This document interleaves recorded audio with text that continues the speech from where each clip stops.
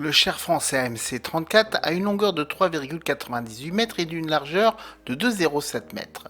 La suspension du prototype est identique à celle de la MR33. Les véhicules de production utilisent un type qui était initialement prévu pour la MR35, un bogie central avec un ressort vertical, deux autres roues à l'avant et à l'arrière avec un ressort horizontal huilé. Un moteur V8 de 120 chevaux avec un réservoir de 220 litres, une vitesse de pointe de 40 km/h et une autonomie de 200 km.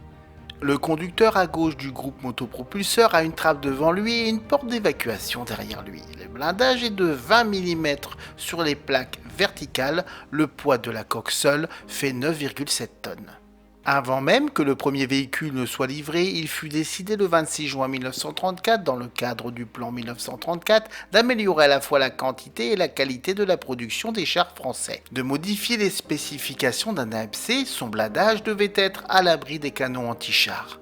Comme la MSC-34 n'était pas assez solide pour supporter le poids supplémentaire, il a été repensé dans la MC-35.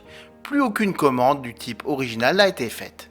Mais la France avait une telle pénurie de chars modernes qu'elle ne pouvait pas se permettre d'oublier les 12 véhicules de pré-série. En janvier 1936, ils ont été utilisés.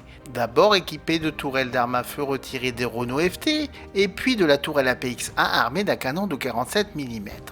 En 1937, la production croissante des chars plus modernes a permis aux coques de la MC-34 d'être expédiées de France au Maroc pour être utilisées. Ils étaient à l'époque les blindés les plus modernes dans la colonie, mais ils ont été réaménagés avec la tourelle APX-2 à 2 hommes.